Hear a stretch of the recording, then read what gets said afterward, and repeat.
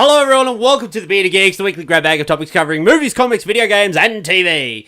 My name is Jags, I'm the Beard Master. With me today I got two fucking really good comedians. I've got Russell Mania Redmond. And making his way back to the Bearded Geek stage, can you put your hands together for Jake Baylis? Oh yeah, brother.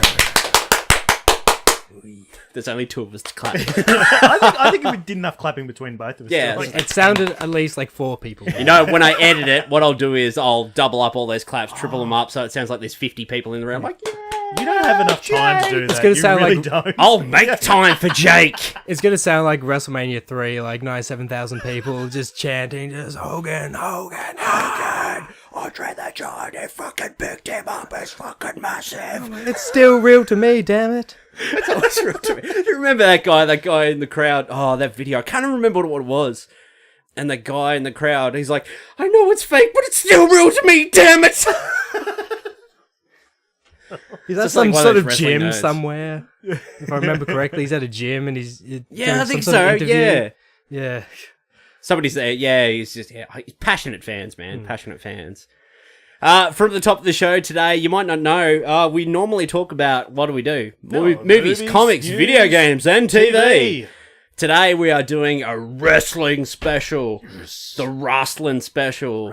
So Jake's got some cool stories for us, and what are we going to talk about today? Actors, or wrestlers turned actors and that as well, so we'll get into that as well.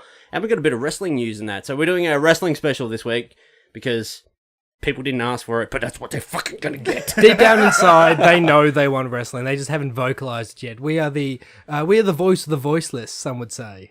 You are, Joe. Well, I know. I think that might be trademark, though. Something tells me. Probably Something get best- sued for that. I have to edit that out now. We've traded in Superman and Lex Luthor for suplexes, so Whoa! okay. Deep cuts. Yeah, that's good. thank you. How long Thank were you. you working on that for? About 30 seconds. Nice. In the ride home in the car today. It's the best 30 seconds I've seen.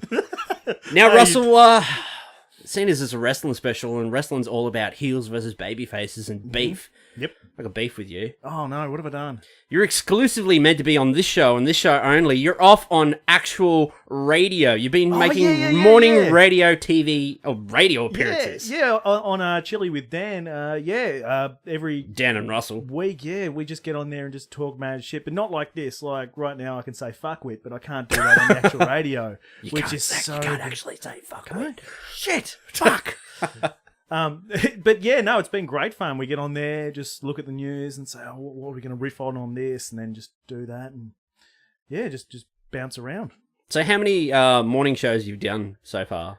3, 4? Yeah, about three episodes. Sometimes we stuff up, and he says, "Oh, you're going to be in here next week." I go, "Okay, I'll turn up next week." He's like, "Oh no, I meant the week after." I'm like, "All right, I'll just go on the show with him anyway, with the other person," and it's still good fun. Yep.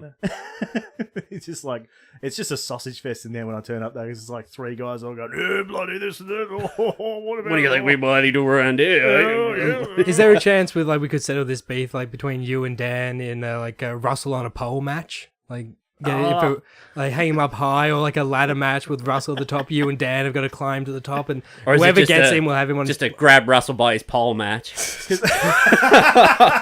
Yeah, take pole position. 2 hands! Oh yeah, definitely 2. But yeah, no, because Dan does a lot of stuff with the local wrestling scene as well. He plays this character. What's his Commissioner Gordon. That's right. Yeah. Wow. Yeah, plays that's like a not heel- Copyright infringement. Yeah, he plays a heel character on there, and everyone, all the kids are screaming, "Boo!" Yeah, he just plays it up yeah, you all hate me in that. But there's some neckbeards who take it way too seriously, who actually think he is There's an always asshole. It's just no, he's not. He's just a guy wearing a suit. He's just acting like a prick.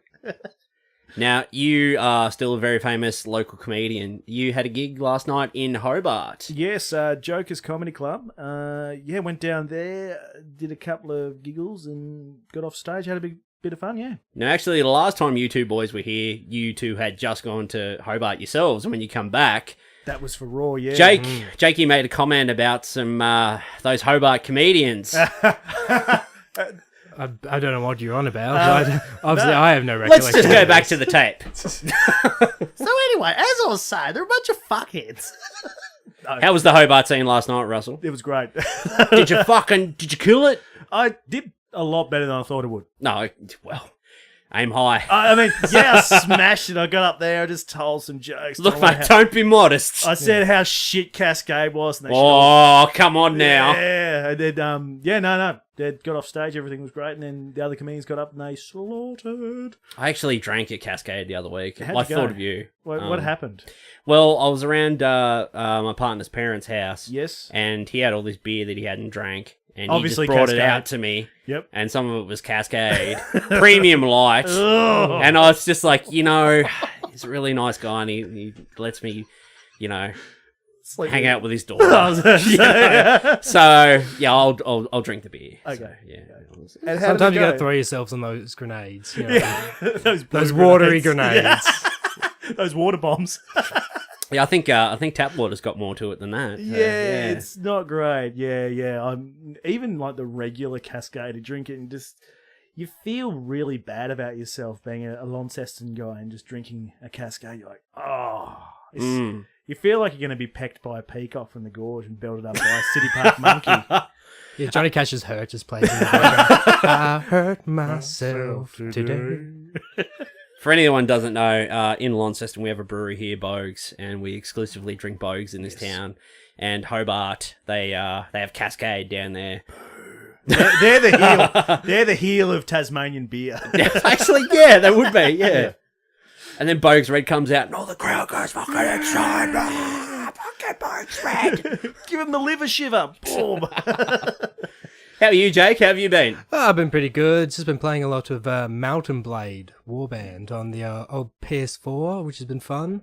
Haven't heard of it. Haven't heard of it? Well, basically, you start off as a soldier, and then you put in sort of like a country, and you've got to get allies, get an army together, and slowly and surely take over the entire land.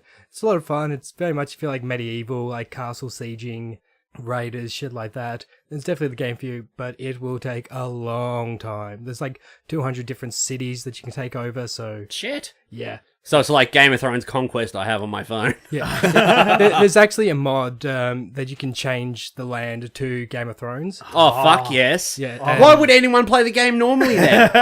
Fucking mod that shit up. Just in the background. And this style of gameplay, it's real cross of like strategy, but also like actual action gameplay when you get into certain battles. Yeah, like you engage like an army of, say, like you've got 120 troops to their 200 and stuff, and you'll be either on a castle or, like, depending where you are, a field. So you got to set up your archers, your cavalry, your infantry in different positions because they'll be charging at you, and you can orchestrate your troops to go into different spots during the battlefield. Yep. And also control your own person as well, so you can be just like slaughtering hundreds of archers and then send on your own archers through. It's a fantastic game, but it will absorb your time. Wow. So that's why I also haven't written any new material lately, because it's so addictive. Video games. And Gets up on stage. So guys, how about walls? yeah. They're pretty good. Hey, how about that time we invaded the Saranid, hey? Hey? Oh wait, that was just me. A bit of a niche joke. Yeah, that's okay. Yeah. Besides from that, I've done Hobart recently as well, but unlike Russell, I wasn't there for comedy. I was there to see a very important person, someone near and dear to my heart. Ladies. Mick Foley. Yeah. Yeah, brother. Mick Now, Foley. this was actually the genesis for this episode. Mick Foley, WWE legend Mick Foley, along with his buddy Al Snow, were touring across Australia, and they came to Tasmania. And you actually went down. Did you have a VIP ticket? I did have a You VIP went the ticket. whole shebang. Yep, I paid that extra $30 to get an exclusive picture and autograph with Mick Foley. And I tell you, I brought down my old WWF cookbook, Can You Take the Heat? I got him to sign his Mick Foley's knuckle sandwiches. And he even laughed and just said, "Oh, I never got any money for this." So I kind of felt bad for showing him the book. I'm just like, oh, sorry he didn't get any royalties. But he kind of had a laugh as well. And it was an old picture of him as commissioner as well. Yep. So he said, oh, I haven't seen a picture like this, and I haven't looked like this in a while. So it was good to see him. And I tell you what, Al Snow is yoked. Like, he has gotten really jacked ever since. Like, there's no more testing for him anymore. That's all I'm gonna, he doesn't have any wellness policies he has to fail because he got jacked like way bigger than when he was wrestling. So that's he runs his own wrestling school in London. Is that correct? Yeah, he's been teaching a few people. If you follow What Culture Pro Wrestling or Defiant, Who doesn't? Yeah, on all their 17 fans just lost their mind.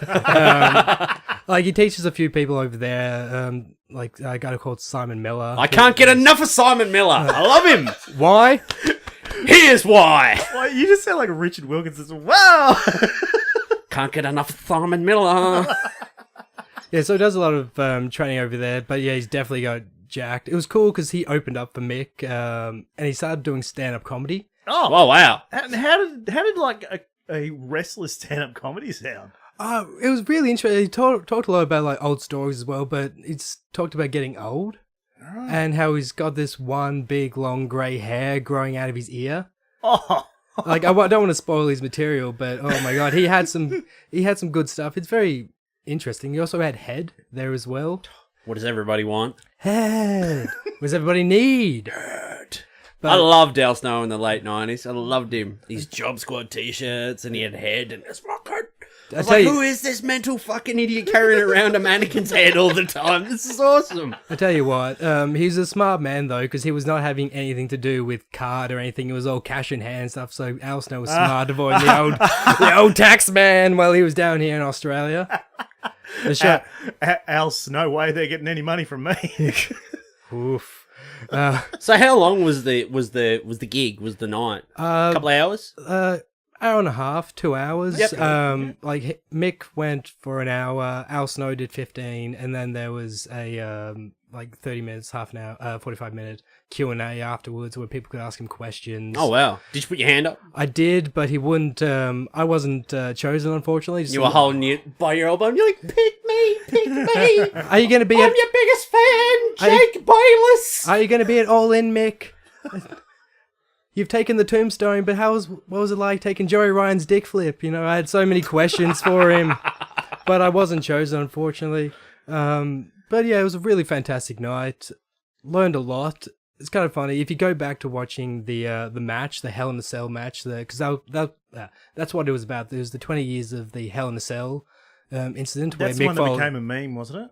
Where he gets thrown off the where he gets thrown off the cell. Yeah. So if you go back and watch that, he was telling some interesting stories about how him and the Undertaker were at the top, and you can see when they're taking steps that the chain links at the top are like just buckling down. And so like Mickey goes for a suplex, and he calls it to the Undertaker like suplex, and Taker like stops for a second and goes, no fucking way. And you can actually just see Mick go in the video, go for the suplex, and then there's like a pause where they just don't do anything, and then Undertaker gets up and just punches him in the face. So it's cool to hear stuff like that. And the second time, when he falls through the roof of the cell, I'm not sure how many people know this, but that part wasn't planned. And there was a steel chair that they'd been using against each other at the top of the cell. Yeah. And so where Mick fell through the top of the cage and hit the ring, the chair followed down with him and hit him in the face. And that's what caused the tooth to come from his lip and shoot up through his lip and up through his nose. Wow. And you get that iconic shot of him turning around and he's got this fucking tooth sticking out of his nose. And he mentions that as well. Apparently what he was trying to do was stick his tongue through the little hole in his lip and just trying to think like how grotesque that would be and like how much the crowd would pop. What a showman. This man has like multiple concussions. Yeah. And he's always wondering, he's like, oh, how cool would this look if I just stick my tongue through the gap in my lip? Wow. But apparently he didn't want to start, he didn't think about starting the match on top of the roof. He was talking to his mentor, Terry Funk, who's another professional wrestler, and they were looking at the cage, and Terry goes in his Terry Funk voice, you know, Mick, could you imagine if you started on the top of that cell? And Mick Foley apparently went, you know what? I can imagine that. And I will. And apparently he went to Vince McMahon and proposed it, and Vince said, as long as you go up there, see how high it is, and say that you're fine to do it. Mm. So 5 minutes later, he comes back, tells Vince that he went up there, he had a look, and he said he was fine with the spot about, going up the top and being thrown off. Mm-hmm. Absolute lie. Oh, The only time he saw look down was when he got to the top for the very first time during the match. oh wow. So, and then he was just like, well, this might not be a smart idea, but can't go back now, can you? So that's Hell in the Cell matches have come a long way since then. You've got cut holes in the side of the cell so they can climb up easily. Because you watch that at the start, you watch Mick, he comes down the ramp and he climbs up. It's like climbing a chain link fence. It's really fucking hard. Yeah. It's not graceful climbing a chain link fence. And he's not a small man as well. Yeah. He's about 6'1", at the time, 260. Undertaker comes in, he climbs as well. He's 7 foot, at least 300. And fun fact as well, the Undertaker had a broken foot Oh, shit. during that match. Which is kind of interesting because after Mick goes through the top of the cell, Undertaker climbs down, but he's hanging off the top of the cell, then drops down and lands on his foot, and you just see him just start hitting his foot again because, landing on a broken foot from that far up can't be fun. Still continue the match. Yeah, he might be 7 foot, but still landing on your foot is going to be pretty painful. It's broken. Oh, yeah. Did he talk about any recent stuff, like what he's doing lately, or was it mainly just reflections looking back on his career and stuff? Oh, it was just the reflections, mainly just about the tour and stuff. There was a few things where he talked about his family and Dewey, who now works, I believe, as a writer for the WWE. Wow. But that was mainly focused on the Hell in a Cell, the 20 years and stuff, and just how big of a douchebag Al Snow was. Which is, kind of funny. Because they're the best of friends, but, it's what you do when you're a friend with somebody. Just give them shit. Yeah. Yeah. What about the meet and greet? So you got your picture in that. What I imagine, because I was going to go, but I didn't end up going in the end. I was like, what's this VIP meet and greet going to be? Is it going to be you're all just in a room and he's just mingling and shit? Or is it just going to be you just line up and just take your turn and fucking... Yeah, so was that what it was like, just lining up and... Yeah, pretty much it. It was, Shit house. he was really... I paid $30 extra for this. Well, you got there early and stuff, but that was a bit, the doors opened at 6, and if you weren't VIP, you got there at 8. The doors open for people at 8, but... all you did was sit around for 2 hours getting drunk after getting Mick Foley's signature, which wasn't, amazing time, but I did develop a bit of a man crush on a guy who sat next to me, who happened to be a Boston Celtics fan, the same as me, and UFC fan and wrestling fan. Can't remember his name, but he's friends with Stuart Bell and is the assistant principal at St. Pat's, I believe. Interesting. Wow. He's a massive wrestling nut. Massive mark. Wow. Yeah. That's wrestling lingo there. Oh, yes. So you're not Facebook friends yet? Yeah, Or we are ever. now. Oh, wow, We got pretty yeah. serious. Facebook official. Yeah, Oh, look at this. Well, it's a strong friendship. It's rare to meet another man who enjoys wrestling. It's It is brings a joy to my heart. It is a bit of a rarity, isn't it? When you meet another man, is because I know that when you found out that Brent does as well. You're both big fans of wrestling. It was this whole zap went across the room. Yeah, someone could finally get my references. Yes, it was magical. It's like when we first met, Russell. Oh, I remember that. It was at Coles, and you were giving me shit about my shirt. Yeah, and then you were talking with your buddies, and then you were having a very heated conversation, and I was serving you, and then all of a sudden, this is 10 o'clock at night, and then you turn to me, and you go, what do you reckon? Who would win in a fight, Goku versus Superman? Oh, Was this well, before Superman, or after the death battle that they released? it was well before. This is when I was share housing with these bloody miscreants. Yeah, it was. We were quite getting heated near the soap aisle and that, and just kept moving as we were talking. And they were just like, oh, "No, it wouldn't work. It's got this and that." I can't even remember which side I took.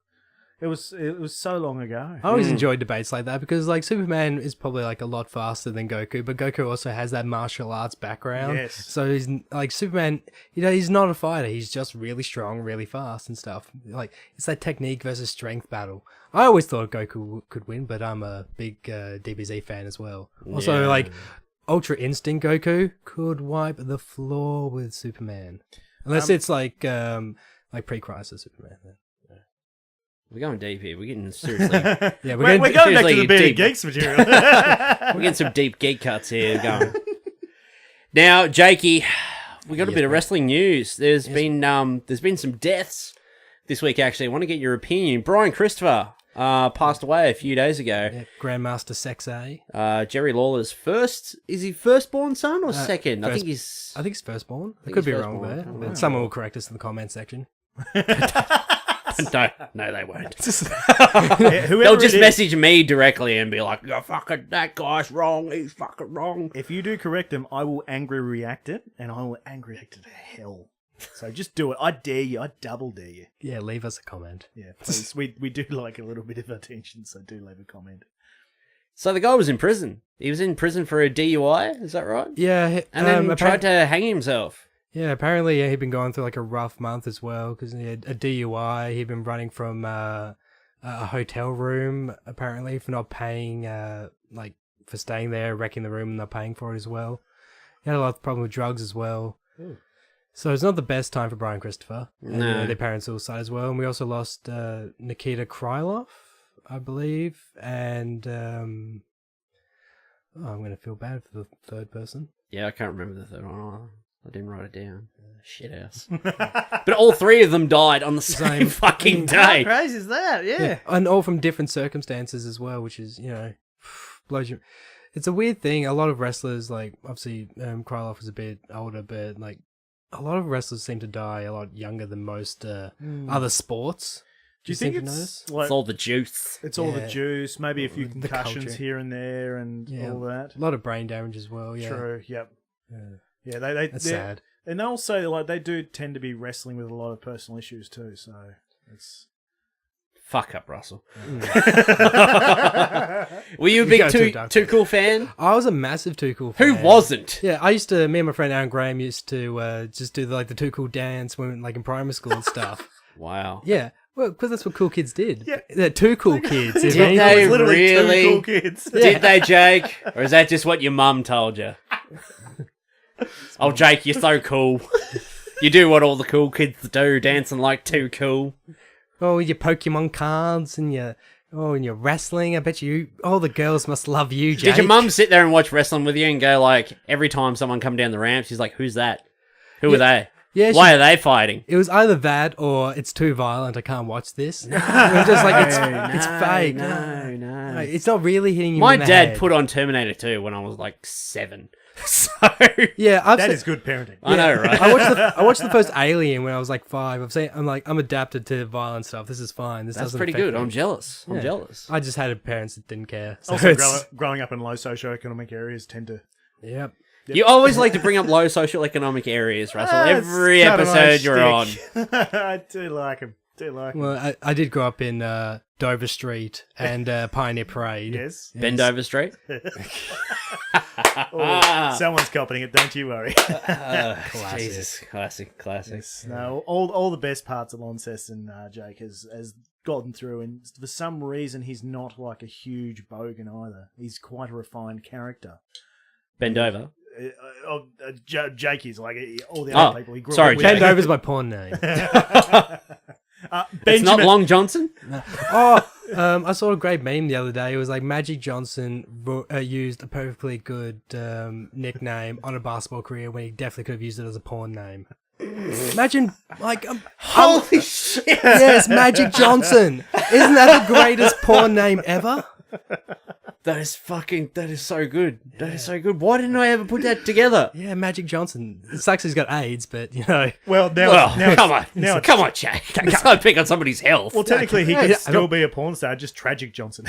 Oh, Oh, wow. way to bring it down, Russell. Way to bring Yes. it down. First of all, I'd like to thank Russell for taking the heat off me. I gotta say, old refrigerator Russ over here. Oh, WWE Evolution has been announced. The very first all women's roster pay-per-view. Yep. This is awesome because I would much rather watch sweaty women grapple than sweaty men. Yeah, but Oh, here we go. no, like this isn't Sexism. Sexism. Here it comes from Jake Baylis. This isn't sexism. Like, it's great that they're doing this Evolution pay-per-view.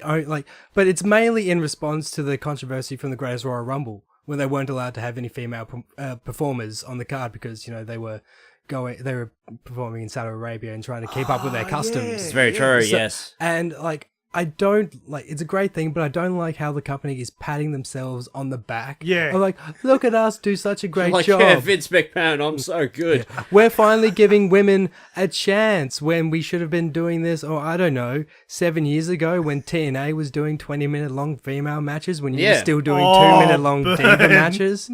See, and here's the thing, like on Raw recently, Stephanie McMahon addressed, like, it is because of you, the fans, that we no longer have 30-second long divas matches. And what would happen just an hour later into the show, Bayley and Sasha Banks had a 30-second women's match. They say they want all these changes, but they're massive hypocrites. That's the one, like, it's a good thing, but I'm not a big fan of the big pat on the back. That's like look how good we are. The first women's Royal Rumble they had, and going back to that, like, this is such a momentous occasion. Like, this is big. Like, the WWE finally taking a step in the right direction. And then who won? What's his fucking name? Wasn't what was his James name? Ellsworth? James Ellsworth, that's his name. He fucking turned around and won the very first women's Royal Rumble. A dickhead bloke won. Yeah. And I'm like, what the fuck? What is wrong with these people Which in is charge? basically sending the message, women can do everything a man can do, except But for... they still can't win. Yeah, except for, like, at the end. Like, they still need a man's help. So essentially, he Caitlyn Jennered it at the end and just won like Woman of the Year. That was fucked too, the That whole was- Caitlyn Jenner. You're the woman of the year. I'm sure there are many, like, other women out there more deserving fucking doctors and that out there, scientists, like, I'll happily curing accept- diseases and shit, and then this fucking ex-Olympic fucking athlete decides, you know, to get a sex change in that because he's a woman on the inside. He's always been a woman or whatever. Yeah, baby. She's Woman of the Year. I'm like, come on. Oh, we definitely need comments now. That's a little bit unfair, isn't it? Maybe Trans Woman of the Year? Can we get... But now everyone's going Does that award actually exist? I don't know. We should make it. She could be the... That's going to be history making if she becomes the very first Trans Woman of the Year. Why isn't that happening? Everyone deserves their own trophy, own participation award. The only trans awards we get around here are Transformers of the Year. That's what we talk about around here. And Let's that not get always too controversial. We're 27 minutes in. We've already shot ourselves in the foot once each. So that's enough of that. Yeah. That's enough of that, boys. We don't want any dirty comments. But yeah, going back, it's a good thing that what they're doing with the pay-per-view. It's just, I don't like how they're going about it, and you don't feel like a genuine nature. You feel like it's just something that the company has done in response to the bad publicity that the Greatest Royal Rumble None of got. it's organic. Yeah. Yeah. It's all, you know, oh, we better, like, this is how things are going this way. We better, you know, get up with the crowd and everything. And we don't want to be those shit blokes that fucking, you know, still having Brian Pandy matches and shit. It's a bit fake, like the breast implants on most of the girls there. But yeah, Come on, Russell. Jesus. it's pretty good. Oscar and Charlotte Flair at WrestleMania. Yes. That was a fucking great match. Yeah. It didn't end the way I wanted to, though. You wanted Asuka to go over? I wanted Oscar to win because I thought Charlotte Flair's going to get her time in the sun anyway. Mm-hmm. You know, this was like, I didn't really feel like the way they'd built up to that match was like, Charlotte, if she overcomes this hurdle, she's going to be the greatest thing, the greatest women's division. That she's got the last name. She's already well on her way. She's going to get it. Yeah. I thought it would have been better for Oscar if Oscar took the belt, if she won, and, you know, she went on, and she could have been like the next, like, biggest heel, like, on the show. She could have been the biggest draw on that show. I'm glad Charlotte won. I would have preferred Oscar to win. That was a great match. That was the best match of the pay-per-view. But yeah, I was a bit disappointed. I thought they could have handled that a little bit better. Yeah, They're treating it like, yeah, Charlotte, she's done it. She's overcome all the odds. She's the greatest women's competitor ever, maybe. But yeah, you know, she would have been that anyway. She would have had that time in the sun. You know, build someone else up. See, I would have liked... And she lost the streak. Yeah. You could have had the streak still going. That could have been the new streak. The Undertaker lost his streak. They could have had the Oscars WrestleMania streak. Wouldn't that have been so much better? WrestleMania Redmond. Oh, I love a woman's streak. Oh. Anyways, just saying, Joe. Get out. It was a little bit of like short-term booking as well, because like I like would have thought like have Asuka win it, Then obviously you got Ronda Rousey. She's going to be a massive draw as well. Rowdy Ronda Rousey. So basically, have Asuka beat Charlotte, keep the undefeated streak. We can have that going for an entire year. Keep Ronda going on for like her undefeated streak over on the Raw brand to keep Asuka on SmackDown. Move Charlotte over from SmackDown to Raw. Then eventually have a SummerSlam match, Ronda versus Charlotte. We get some money out of that. Keep Ronda undefeated going into WrestleMania the next year. Also with Asuka undefeated, 2 undefeated wrestlers facing one-on-one WrestleMania the next year. The booking would have been great, but they wasted it. Now what are you going to do with Asuka? Like, she's had no interesting storylines since she lost the streak. And like she's losing a lot of interest from the fans and, losing a lot of steam. Yeah. So I like the match, but wasted opportunity. Fuck, Jack, I'm going to take my hat off to you. That was 12 months of great fucking booking right there. Jesus. I'm a... he is a show... He does run 3 rooms in Launceston, comedy rooms. So. Yeah, not brothels. Not brothels. Anymore. I gone clean now, man. I'm better than that. But, yeah, well, I love wrestling and stuff, and you just look at it as, like, opportunities and business and stuff. Like, how can you make the best money? And yeah, they just seem, and it's the same thing with Roman Reigns, like going into like, he could be so much more appreciated by the fans if he turned heel. Mm-hmm. But there's all this. Everyone would still boo him anyway, but they'd boo him with smiles on their faces. Yeah, that's the main thing. Like the fans want to like Roman, but they don't like what the company is doing to him because they want him to be the guy, and that's their short-term booking. Mm-hmm. But in the long-term booking, it's putting people off because it's the fans. Absolutely, the fans are trying to tell you we want him to be this, let him be this, but the company's doing the opposite of that, which short-term booking is going to cost them money again. Although, let me throw this back at you. Riddle me this. Raw from last week. Fuck, we don't talk about wrestling a lot, so we're jamming like 12 months worth of wrestling in the last half hour. Raw the other day, everything that happened with Brock Lesnar, chokeslammed the fuck out of, what was it, Kurt Angle? No, chokeslam. F5. Fuck, what am I talking about? F5'd him. Brock was getting fucking booed to shit. He was the worst of the worst the other night. He was the baddest guy. Turned on fucking Paul Heyman. Yeah, by the end of the night, everyone was chanting for Roman. Now, fucking, that's how you do it. You make Brock Lesnar the guy who only turns up and wrestles once every 3 months. You make him the worst of the fucking worst. Because everyone knows he's kind of a dick. Yeah. He's kind of a dick, Brock Lesnar is. And let's be honest here, one of the main reasons most of us fans enjoy, like, Brock Lesnar is because we get to listen to Paul Heyman. You take away that, like, the Paul Heyman, the promos, what is he? He's a guy that can't talk. He's a guy that barely shows up. It automatically generates heat. Removing Paul Heyman from Brock Lesnar was probably the smartest thing that they could do if they want to generate support for Roman, which is what they're doing, which is good. But you know they're going to fuck this up. Yeah, I'm that's why I kind of like wrestling now, because I'm always curious how they're going to mess it up. How are they going to do this thing that could easily make the money and then fuck it up? I wonder what Simon Miller would have to say about this. Oh, I think why? Here's why. Wild Culture Pro Wrestling.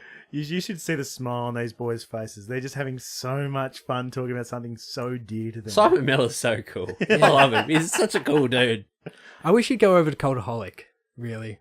Do you know Cultaholic? Yeah, I know Cultaholic, yeah. I followed the whole thing. Cool. Like everything where they left and the whole fucking Blompier thing. All that stuff. I love Blompier. It was so sad when he was so left. Annoying.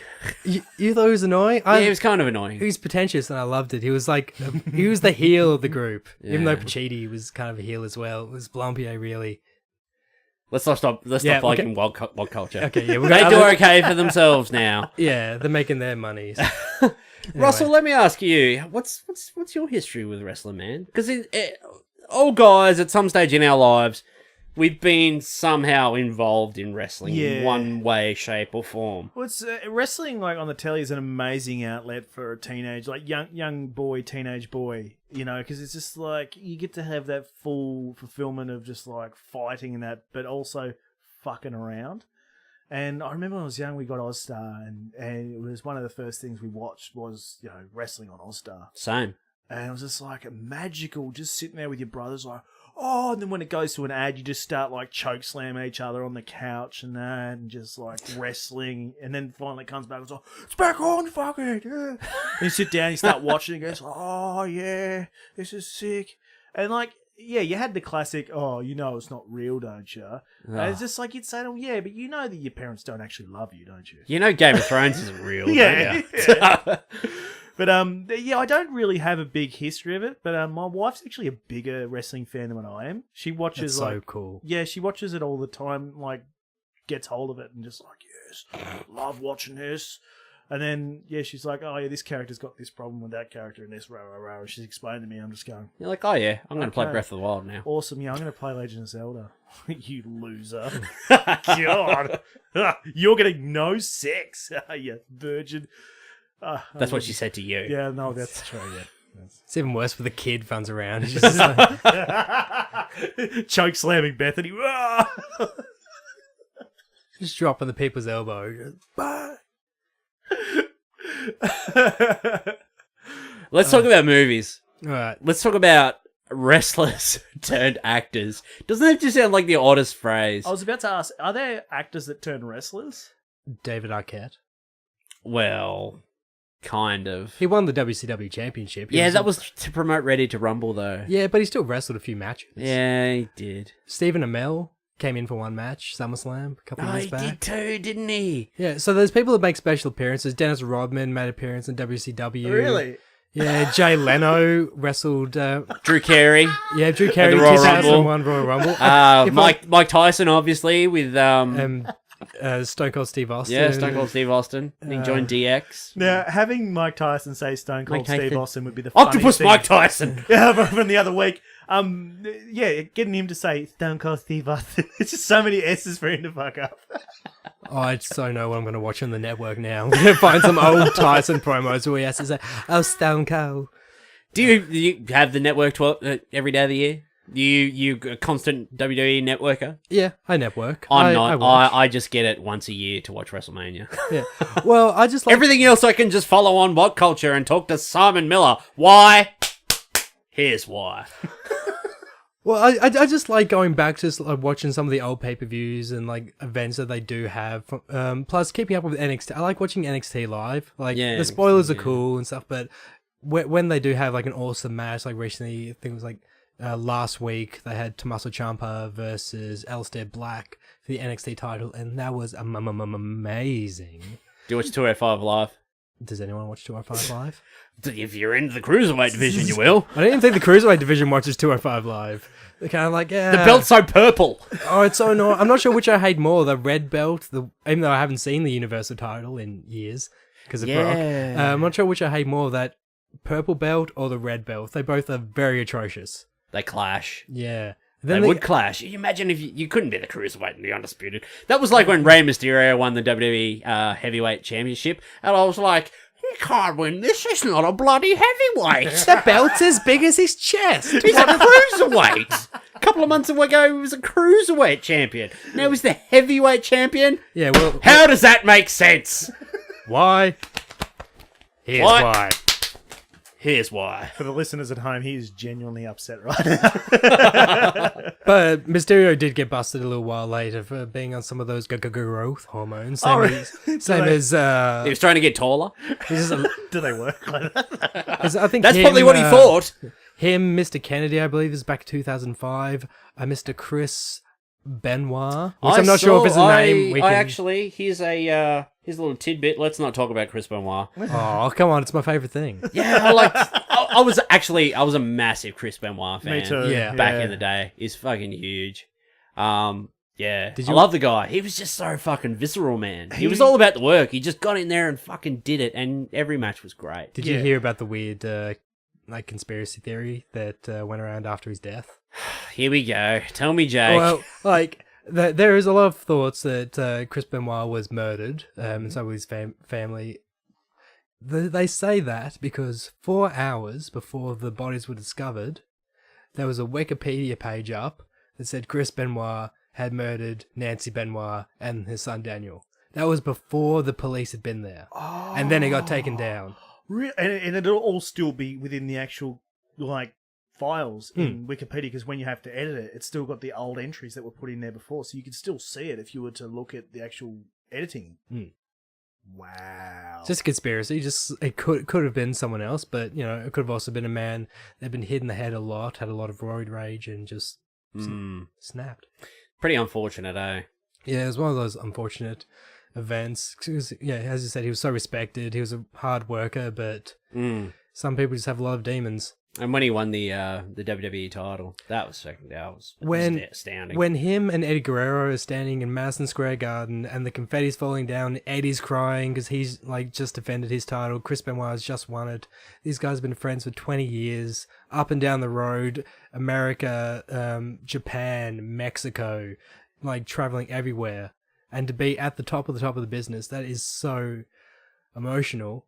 And the saddest thing is we'll never see that again on the network or anywhere because they've scrubbed any mention of Chris Benoit. Yeah. If you go to that match at WrestleMania 20, it's Triple H taking on Shawn Michaels, and that's it. Yeah, you don't hear any other information about a man that won the match. So where were you guys when you heard about Eddie Guerrero?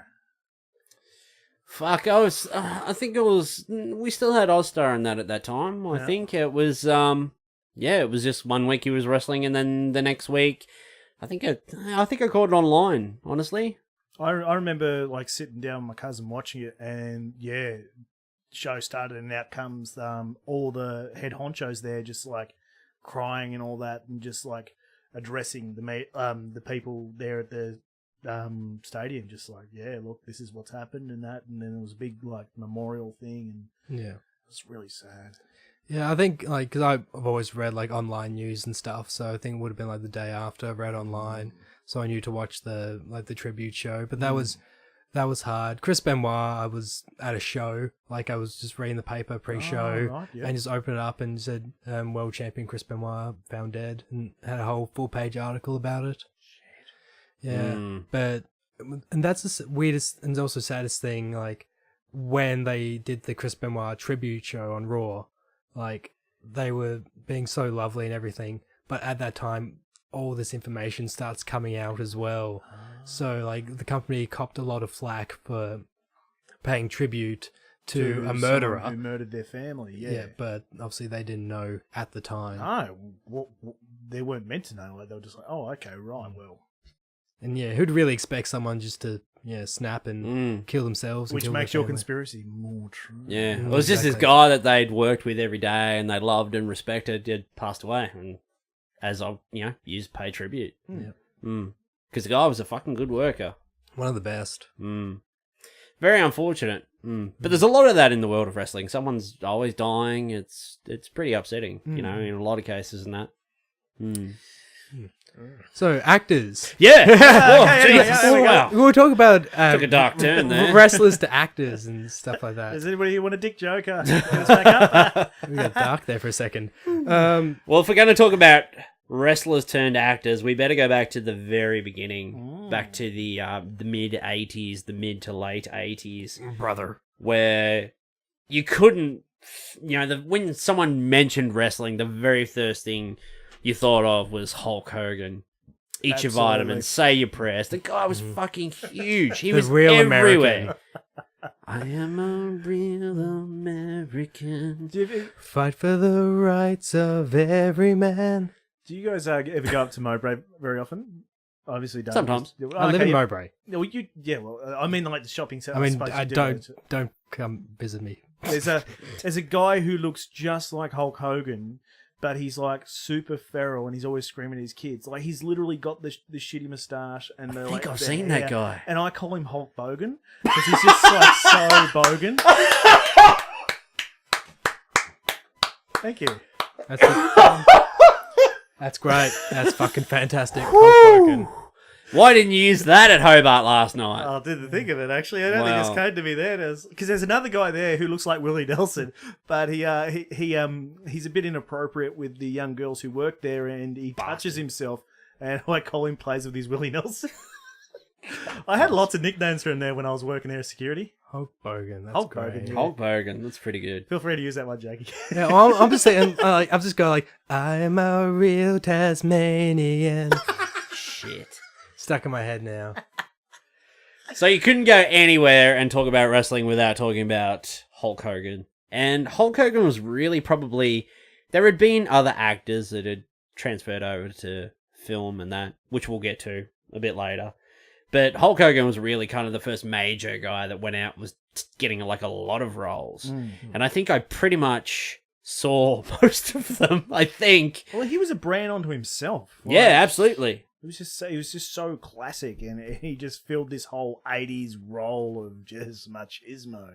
You know? I think I've mentioned this before on the show, but like we had a video shop in our town, as everyone did, and my dad, he was the guy. He would go to the video shop, and he would just come back with a movie he'd picked that he thought would be suitable for everyone, including Terminator 2. I was about to say. But like during the 90s, I think we'd watched everything. Like Dad would get the good stuff, he'd get the blockbuster stuff, he'd get the okay stuff, but then he'd get the shit stuff as well. So we watched like all the shit stuff. We watched the shit stuff, we watched the okay stuff, and we watched the great stuff. So we watched it all. Like, like we watched everything. So like Mr. Nanny, for example. Yeah, Santa with muscles. But my favorite was Suburban Commando. Do you remember that movie, Jake Baylis? I remember bits and pieces of Suburban Commando. It's not as like, it wasn't the ones that I like really embraced in my Hulk Hogan youth. One of the Hulk Hogan ones that stick with me is Three Ninjas at High Noon Mountain. Yes, which is decent-ish. It was fine for a Three Ninjas movie. Yeah. I think you can't beat the original though. You can't beat the classic Three Ninjas.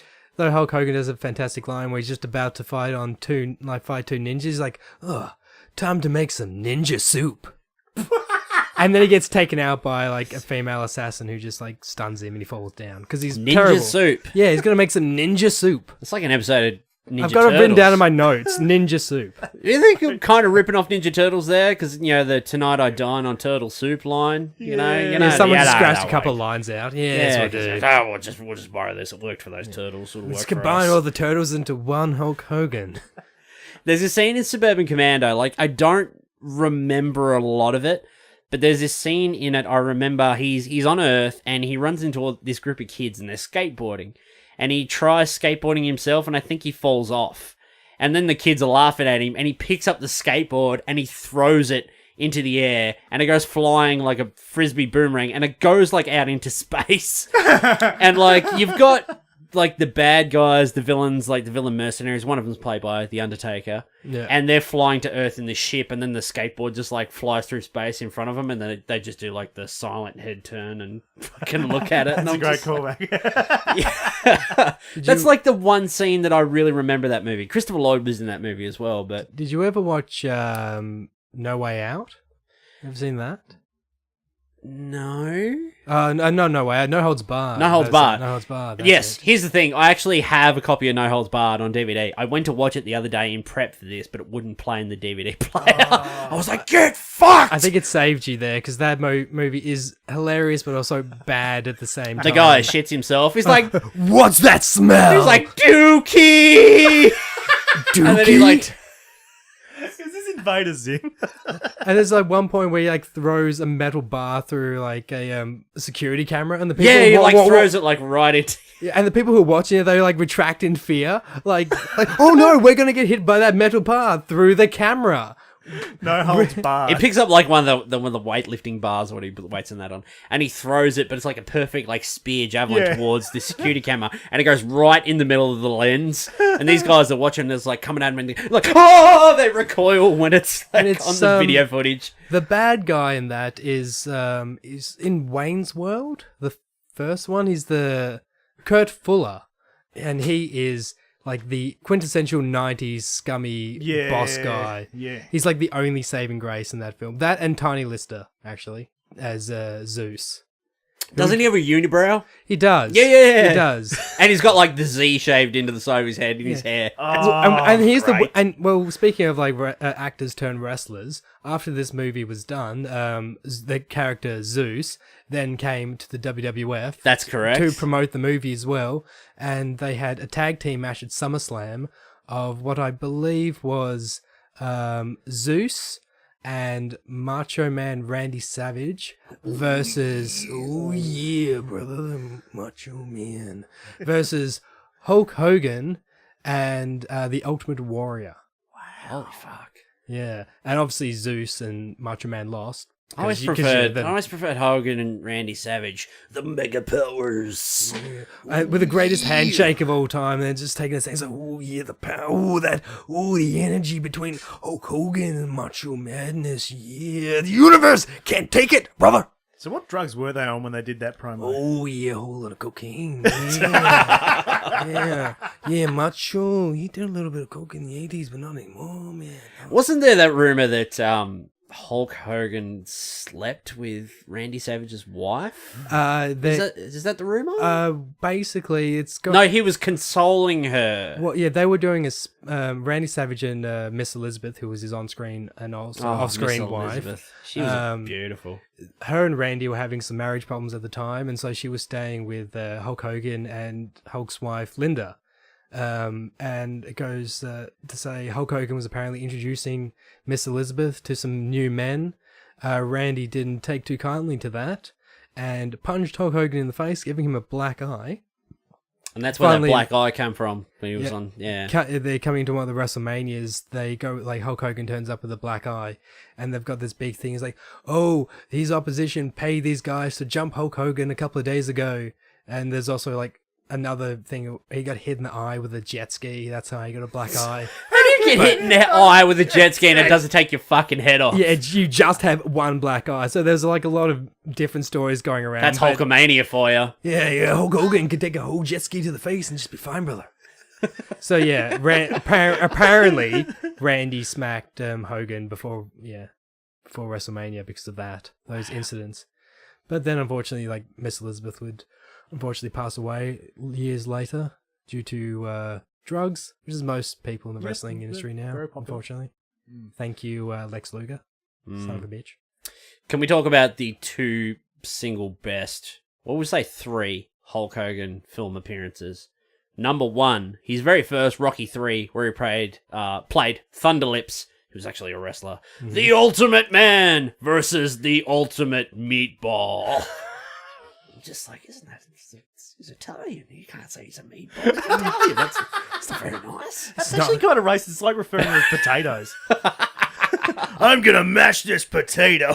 This bloody Irish potato. In Scottsdale. That would immediately just be taken out of the cinemas now in 2018. Yeah. You can't have that. Mamma Mia, too. Number 2. You actually reminded me of this the other day, Jake Baylis. Gremlins 2, where he played himself. Which is the greatest possible cameo of all time, where the Gremlins mess up the movie, and he turns up and says, you brothers, you don't stop putting the movie on, I'm going to come out there, I'm going to Hulk Hogan, brother. And he's got the Gremlins 2. It's like people come to the movies and they want 3 things. They want cold sodas, hot popcorn, and they want to sit here and watch this movie. Do you think you Gremsters can take on the Hulkster? And he rips off his shirt. And then he's like, now put back on the movie. And they're like, and then he like looks straight down the barrel of the camera. He's like, sorry, folks, what happened again? And then he sits down. The movie continues to play. Because the usher like comes down like through the audience and that, and he sees Hulk Hogan. He's like, can you do something about this? He's like, oh yeah, sure. He's like, hey, you guys, and he's going into the whole Hulk Hogan thing. I fucking love it. Wow, just breaking that fourth wall. But his best one is the sex tape. Oh my god! Wow. Yeah. But actually, let's be fair, it wasn't Hulk Hogan in the sex tape. It was Terry Bollea. That was Terry. Then there's a massive difference between Hulk Hogan and Terry Bollea, and we need to make that just so we don't get sued. I think it's a matter of inches, isn't it? Yeah, about 12. About 12, apparently. So have you guys obviously know slightly about like Hulk Hogan and that whole sex tape Gorka? Yeah, I watched the documentary that was on Netflix, like the whole Gorka like the whole case and the downfall of kind of Gorka after that. So, which was great because nobody liked Gorka, a bunch of pricks there. Yeah. Fill us in, Jakey. Fill us in about these inches. Well, fill us in with these inches. Well, basically, Gorka released a sex tape of Terry Bollea, unbeknownst to him, and he sued them for defamation. They countersued and then suggested that that he'd been talking about sexual things in the public for a long time because they tarnished his reputation in nature. So Hulk Hogan argued that there's a difference between himself and the character that he plays, Hulk Hogan, and himself, Terry Bollea. In which they cited an interview on Sirius Radio with Howard Stern, in which Howard Stern just asked the question flat out, like, "How big is your dick?" Which is, a pretty, Classic Stern question. It's what you pretty much asked earlier on. So, and Hulk Hogan answered with 12 inches. And Let me tell you, brother. they ain't the 24-inch pythons on the arms, but they're the 12-inch under the belly, brother. And so basically, I gotta laugh at that. So they talked about his dick size on air, but Isn't it funny in these court cases where it's like the thing that'll make or break this court case is the size of someone's penis. yeah. And obviously some defamations, but Hulk Hogan argued that there's a difference between himself and the character. So when he was talking on Howard Stern, it wasn't Terry Bollea saying how big his penis was. It was Hulk Hogan. It was the character, Hulk Hogan. There is a difference between Hulk Hogan's penis and Terry Bollea's penis. Hulk Hogan's penis is 12 inches. Terry Bollea's is not 12 inches. And through this evidence, he was able to win, I think, like 120 million or something. 31 million, wasn't it? I'm rounding up. It's more fucking money than we've got. Do you reckon Terry actually turns into Hulk when he gets an erection and his dick turns 12 inches? So it's just like when he's flaccid, it's not 12 inches, so therefore he turns back into Terry? So you're saying he's a grower, not a shower? But pretty much, yeah. Well, he was a real showman. I think he, no, you see, like, Hulk Hogan, he has to Hulk up first, so his dick's got to take like a 20-minute beating. He's got to sell it, and then he's got to get the crowd behind it, and then he starts getting up. He's got to Hulk up. Yeah, and then she's got to hit it once, and then, he starts getting, and then she's got to hit it twice. He's got to inject those vitamins. And then once she hits it a third time, the penis looks directly and goes, "You!" Then hits the cock leg drop. Which I believe was Hulk Hogan's sexual tape finishing move. And if you guys could have seen that right now, he actually did the full thing in the room, just flying side to side, ripped his shirt off as well. Jake done a great job. Fuck off. So Jake, how big's your penis, Jake? Jake Baylis or Jake Baylis comedian? Jake Baylis. Jake Baylis, the comedian Jake Baylis. The comedian Jake Baylis' penis is about 7. 6 seems big. It's really 6 seems big on a warm day. 6. If I really work it. Is it worth it? Let me work it. I'm gonna have this as an honorable mention, and also just so people can check it out. Hulk Hogan Wrecking Ball. If you've never seen that, it's like a 30-second ad. I think it's about home insurance, and Hulk Hogan comes in on a wrecking ball in nothing but a man thong. Is this pre-Marley or post-Marley? This is post-Marley. So, like, he's... Obviously. Yeah. So, it's Hulk Hogan completely naked, but in a black man thong, swinging on a wrecking ball. And I definitely suggest that's checking out. That's horrifying. Well, it's not a movie, but it's just... Google that now. Put on, get the YouTubes up and check that out. Pause this, listen to it, and then trust me, you'll be amazed. Oh, God. Let's go back to the 80s. One of my favourite wrestling, well, 2 of them actually, is Andre the Giant as Physic in The Princess Bride. That is such a good movie. Such a classy, charming motherfucking movie. Yeah, wife loves that movie. Anybody who hates that movie, fuck you and wherever you're from. And also the people you grow up with as well. Yeah, fuck them too. Yeah. They raised you wrong. Yeah. Your mom did it wrong. He raised you wrong, brother. Didn't get enough vitamins, brother. Didn't say your prayers, brother. Didn't have a 12-inch dick, brother. It doesn't matter how much you beat it, it's not going to get bigger. No. It'll just get swollen. I wish I was told that. Swelling goes down, though. Yeah. Rowdy Roddy Piper in They Live. Because I'm a massive John Carpenter fan, if anyone doesn't know. Yes. As John Nada in that movie. So fucking good. And he has one of the best on-screen fights with Keith David. Because I always get his name wrong. I always get it back to front. Well, when But you they got just two have this names like that, knockdown, drag out fight in an alley where they just beat the fuck out of each other. And it is so good because he just wants him to try on this pair of sunglasses so he can see the aliens and the hidden messages. And he doesn't believe him. He's like, no, you're crazy, man. And they beat the fucking shit out of each other. And one of the most classic lines in that movie was stolen or used in Duke Nukem. Really? The line in the movie is, I have come here to chew bubblegum and kick ass. Right. And I'm all out of bubblegum. Wow. But in Duke Nukem, you know, it's time to kick ass and chew bubblegum. All out of gum. So yeah, well, definitely one of my favorites. And as a great honorable mention, Jesse the Body Ventura Predator. as Blaine in Predator. I'm a goddamn sexual tyrannosaurus. Can I say the line? Because it's got a very derogatory word in it. Okay, we're going to put parentheses around this, guys. Okay, go. Trigger warning. The line goes, because they're in the helicopter and they're flying off to their mission and everybody's doing their thing. And Jesse Ventura has a bag of tobacco, chewing tobacco, and he's offering it around to everyone. And everyone's turning him down. And then he turns and he says, cover your ears if you're not a big fan of derogatory words. Bunch of slack-jawed around here. This stuff will make you a goddamn sexual tyrannosaurus, just like me. That movie. This was 1985. Wow.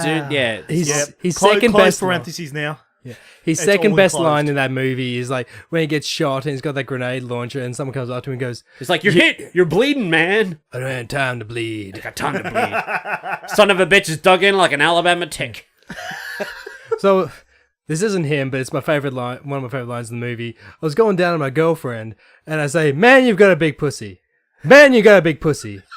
And she says, "Why'd you say it twice?" And I said, "I didn't." Because of the echo. That's fucking hilarious. I always just kept rewinding, going, "Ah, yes." That was Shane Black, actually. Shane Black said that line in that movie. Is Jeez, the you've got a writer? big pussy. Jeez, you've got a big pussy. And he says it to, what's his name? Billy. In the movie. Who was actually... Native American. the guy who played Billy was actually a porn star. Really? Yeah, he was a porn star, and they had to have security on the set just to keep an eye on him, because in case he got a bit too rowdy. Because he was a rowdy porn star, and this was his first actual movie. I think we're gonna have to bleep that earlier. I think we're gonna have to bleep that. Even though you don't like see his death, like him on the log, gets all his clothes off and he's just ready to throws his gun down into the water, and just like, this guy's ready to fuck. And now they know he's a porn star, he was ready to fuck. I guess he you could pulls say out his machete and fucking slices his chest, and he's somewhat of a predator. you could say that. Yeah. That is definitely something that could be said. Yeah, cool. I'm glad I got through that. Kevin Nash as Super Shredder in Teenage Mutant Ninja Turtles 2: Secret of the Ooze. Yep. He's only in one scene where the Shredder mutates, and At the he's very end, the Super Shredder under the pier, and then he smashes down all the supports, and the dock falls on him. And Nash has had a good role of supporting roles. Magic Mike. Magic Mike. He was in there was a musical with Tom Cruise in it, Rock of Ages. He played a bodyguard in that. He was in John Wick.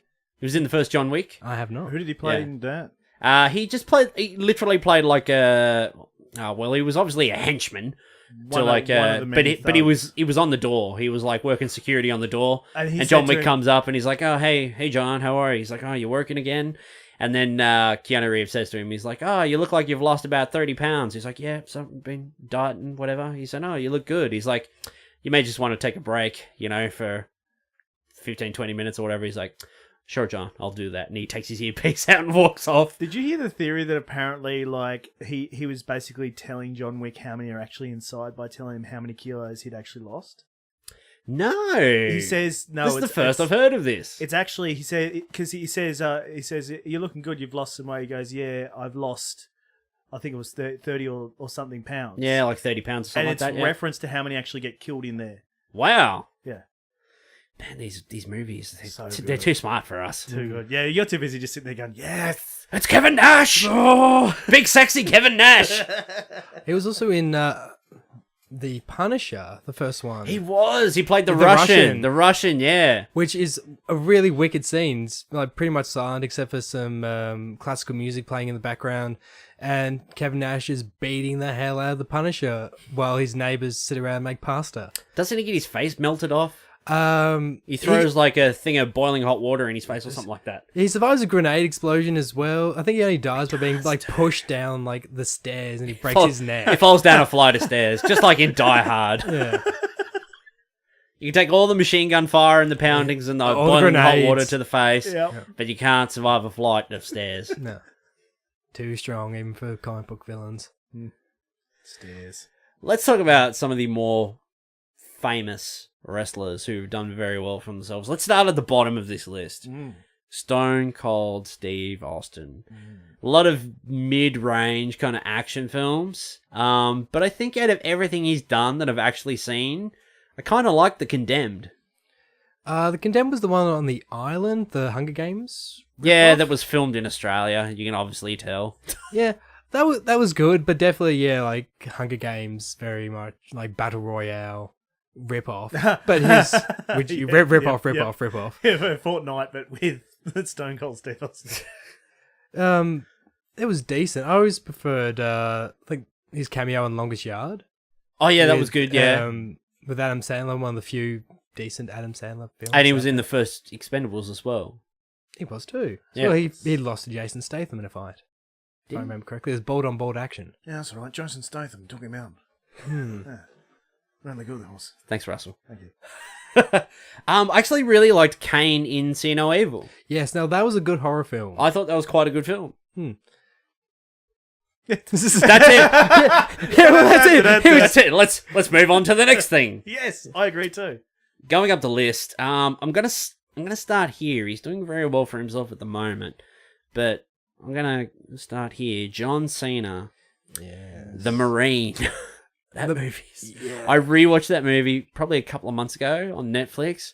Holy fuck, it's awful. That would have been 2006, 6, I think. yeah. There's a scene, because I know it was filmed in Australia. It was filmed in Melbourne, I think. Which Are they is all doubling, filmed there? Which is doubling for Yeah. Texas. And it fucking is awful. And there's a scene where John Cena's in this cop car. John Trident. And he's John Triton. And he's driving down the road. And he looks like... It looks like a Ren and Stimpy cartoon. Like you've got like Kowalski like in a clown car or something like that. You see him driving. And like we've seen enough movies where we see cops hold up like the walkie-talkie mouthpieces or whatever, you know, they hold it up. Just the UHF and go. The UHF, that's it. And you see John Cena hold it. He holds it up and he's talking to it. He's like, "This is John Triton."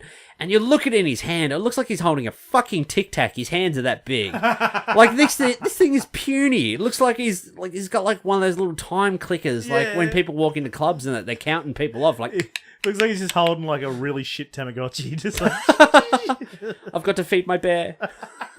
gotta clean this shit as well. What did you think of the Marine and the I hate rock candy? You see, I was never a big fan of that series. Like, even with The Miz, and I love The Miz now. Wasn't Randy Orton in the second one? Maybe no Ted DiBiase.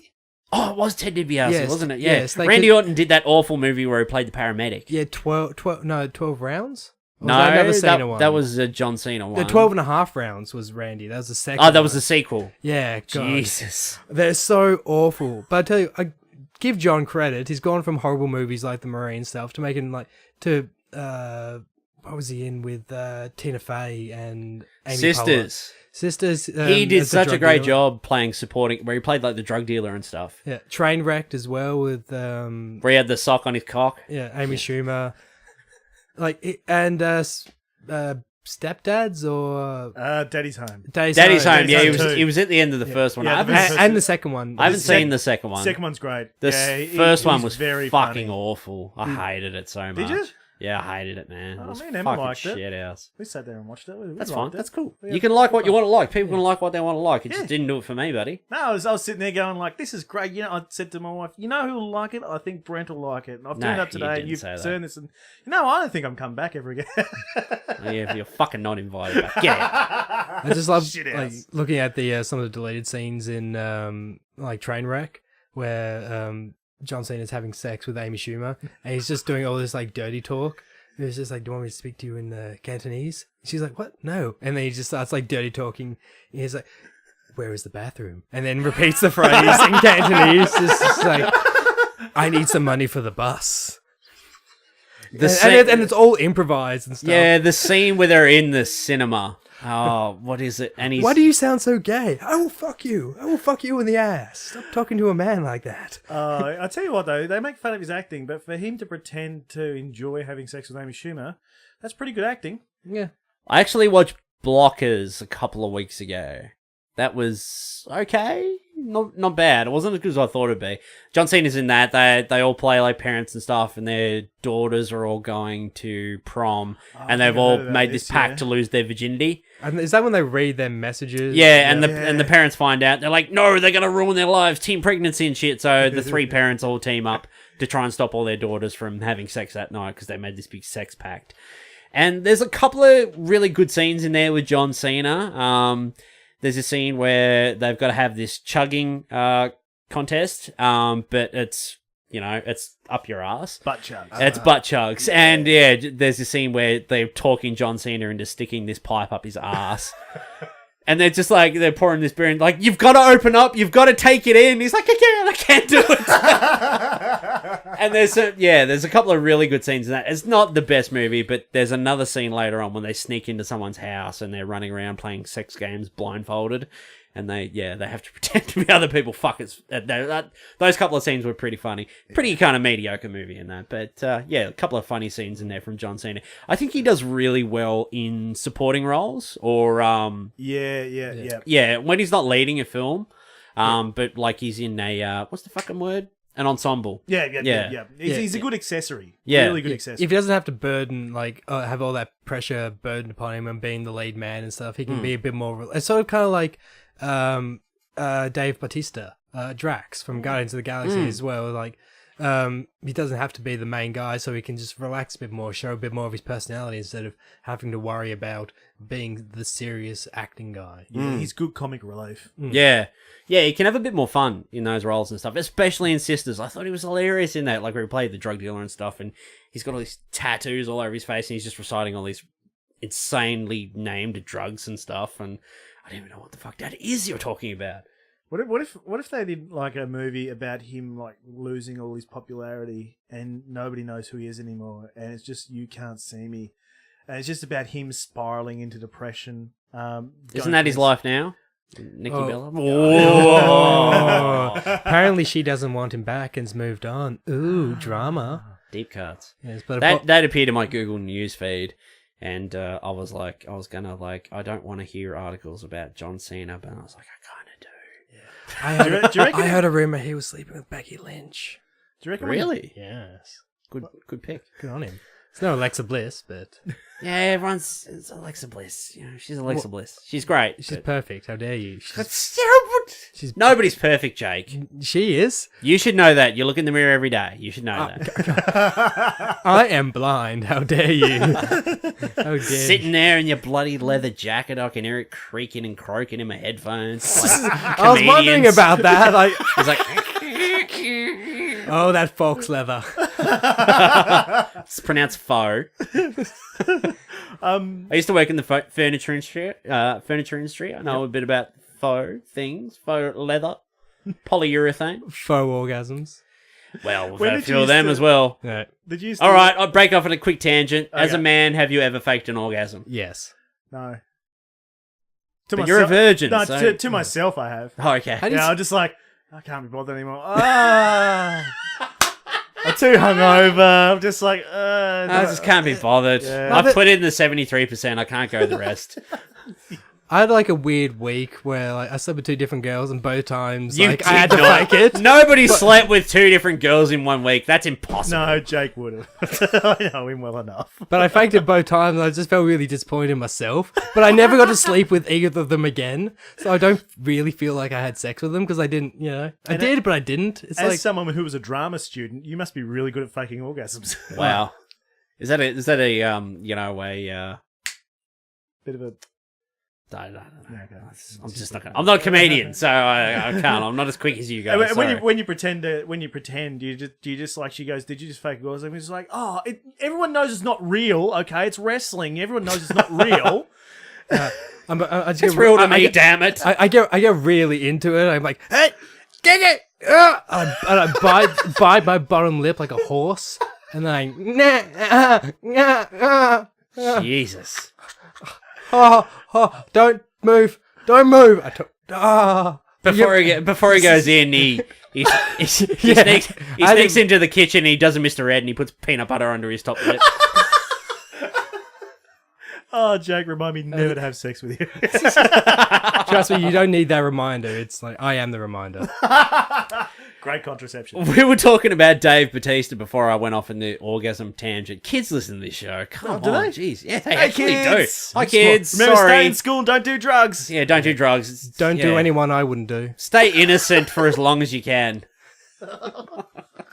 Jesus, Jake. Smell weed every day. I think, honestly, Dave Bautista, I think he's had kind of... He's having a renaissance, isn't he? Out of everyone, kind of all these actors and stuff, because, you know, Stone Cold kind of does generic action movies. John Cena's dabbling in, like, a lot of comedy and stuff.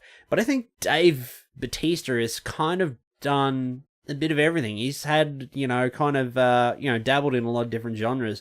You know, he's done the Guardians movies, Avengers Infinity War. Yeah, they're a lot of fun. Playing Drax the Destroyer, he gets all the best lines. Especially in Infinity War, he fucking had the best lines. Oh, he was killing it. So the invisibility scene, he's like... eating chips or whatever it was, yeah. Why is Gamora? Why is Gamora, yeah.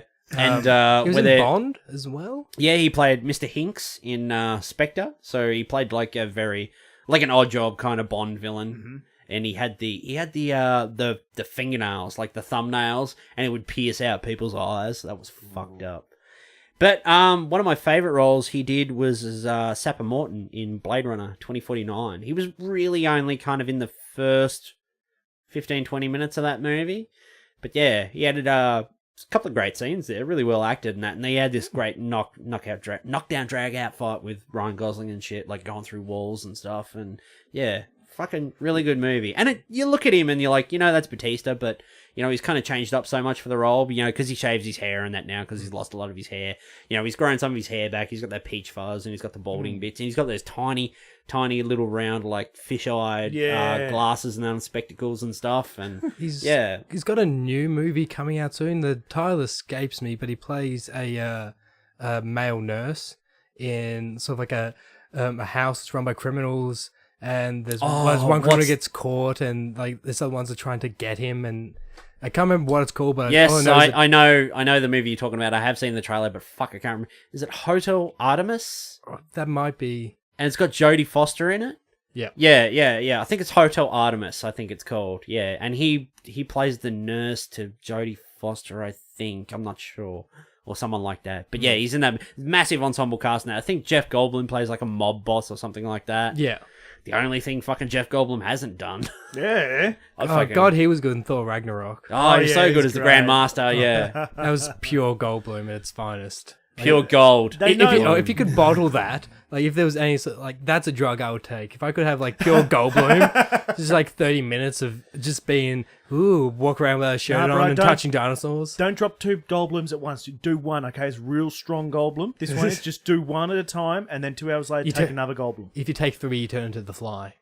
Yeah, there's a reference for you, geeks. Thank you, Deep Cut. That's one of my favorites. Thank you very much. Welcome. Used to watch it on TV1. That and on TV1. Yeah, TV1. That's an All-Star reference. On the All-Star. Wow, The Fly was on TV1. Really? Yeah, that because they used to have in between like the fucking Brady Bunch and Happy Days. On the Friday, like when I had All-Star, they used to have the Friday. I think a Thursday or Friday where they do the sci-fi things. They do Star Trek first series, then Next Gen, Voyager, and Deep Space, and then you finish it off with a sci-fi movie. And yeah, one of them was The Fly. Wow. And it's escaping my they did Big Trouble in Little China, which wasn't a sci-fi, but they also ran like 80s classic movies as well. Yeah. So yeah, I got a good upbringing of bad/good movies at the same time. They also they're remaking that with The Rock. What's that? Big Trouble in Little China. Yeah. That's been a rumor for a very long time, but I haven't heard anything because I follow The Rock on everything, on all the social medias and that. Yeah. The Rock, we'll get to The Rock shortly, obviously. We're saving him for last, but yeah. Did you guys have the fashion channel on All Star? Did you guys used to watch that?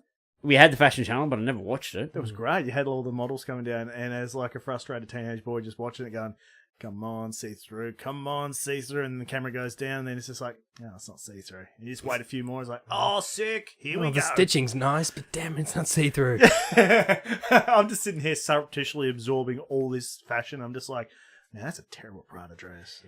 Do you remember Arena on All Star? The channel Arena? yes. When we first got All Star, on Saturday nights, I think they did like a Saturday night cult night thing. They had this very attractive woman on there. She was like in this neon lit, like lounge kind of, it's kind of like a booth kind of thing. And she had this very like deepish, sexy voice, and she just talked very slowly and talked about cult films and introduced them and stuff. And then when the commercial breaks and that come on, she'd stop and take a little break. And the very first one I saw they had on was Escape from New York. And I was like, holy fuck, this is the greatest fucking night ever. Kurt Russell was fucking sick. So you were just being like honeypotted in with the pretty lady, and then you're just sitting here watching all this like cult stuff. John Carpenter films. Yeah, That's like, so that's how it started. You were Yeah. just like you like honeypotted into all this like what's happening now with your podcast, and that all came from you just going, "Hey, pretty lady, oh, I like this." You got, son. You've got. who haven't we talked about? Well, obviously, we haven't big talked boy. about The big guy. The great man. the People's Champion. The most electrifying man in sports and entertainment. Do you want to go one-on-one with the great one? It's The Rock.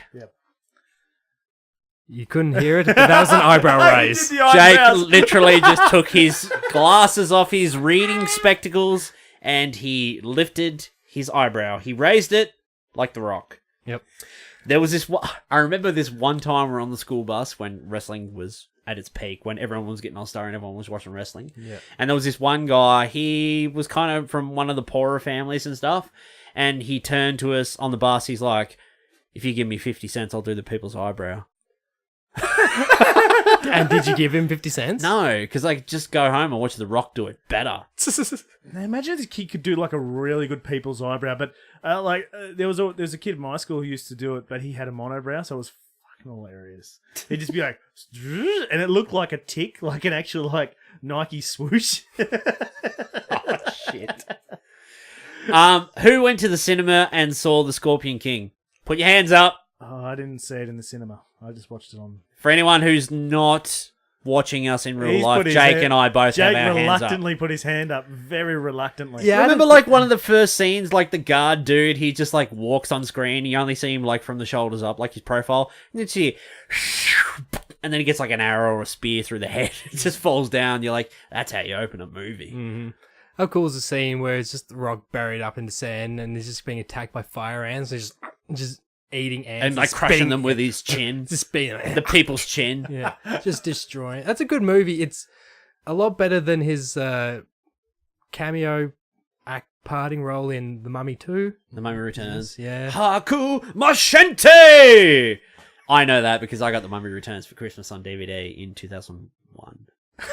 That was the very first DVD I ever about owned. to Is it say- just Bring It? Is it? Oh, does it like mean anything? No, I don't think so. It's We just need like, to- just say something motivational to your troops. We need to look that up to see if there was actually something. All right, Google. It's. Oh, I can't believe it! I'm glad we googled that. Yeah, that's, oh man, you were so quick doing it too. It was great we stopped the podcast for that. Yeah. The Rock did like a lot of like mediocre films and stuff. Like Welcome to the Jungle was, well, it's called Welcome to the Jungle here, but over in the US it's called The Rundown. The film he did with Sean William Scott. I actually kind of like that movie. The lightning. The thunder lightning. Yeah, good movie. Decent. Had The cameo with Arnold Schwarzenegger in there. He tells him to have fun. That's sort of like a passing of the torch moment there of like Very true. action films. And Rosario Dawson as Yeah. the female lead. Of course, she's a female, Jake. Yeah, well, I shouldn't assume her As gender. Jake, it's the 2018. lead. Females can be females too. Thank you, Russell.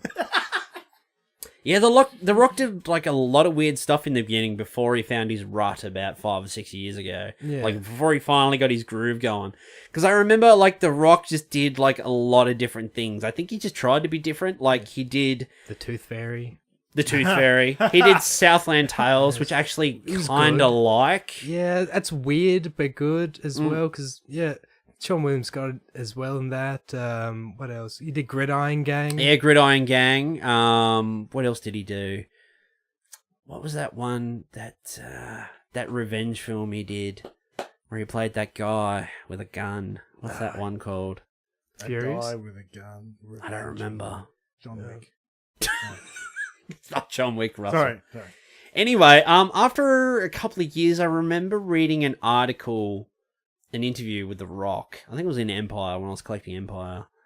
And they were interviewing The Rock, and it was like the very first time I ever read an article and someone who was an actor was really not just doing roles that they wanted to do. Like, you're looking at Matthew McConaughey or Gary Oldman or, whoever these famous thespians are out there. They do stuff that they want to do, stuff that interests them or, if they're running low on cash, that'll make them money. But The Rock was kind of the first guy that I ever read that saw himself as a product and he was marketing himself to the world. Because I think he didn't really get that in the beginning. I think he kind of just did stuff he wanted to do, but then he finally found his rut where he did films. I think he surrounded himself with a lot of intelligent people and a lot of people who are really good at what they do. And he actually okay, what do people want to see me do? Yeah, Hollywood. Let's go out and find those. Let's go out and create those opportunities. If we can't find those ourselves, let's do it ourselves. And Hollywood could really smell what The Rock was cooking. Yep. He just saw a niche of at that time there weren't really big charismatic action heroes. Faster was that movie, the guy with the gun. Ah, he's got it. There You're we right. go. Sorry, Jake. Continue. But we had a lot of movie stars and stuff, but there weren't that niche action stars and stuff. Hence why Expendables and stuff, who they bring in, all the old school sort of guys. And The Rock came in and sort of saw that market was needing something, gained 30, 40 pounds of extra muscle, and then has been filling the big guy roles, such as Pain and Gain, which is a fantastic film. I fucking love Pain and Gain. It was released on my birthday, and I went and saw it on my birthday, and I'm like, this is the best birthday present ever. And then the next year I went and saw The Conjuring, and I was like, this is the best birthday present after the Pain and Gain birthday present. What was after that?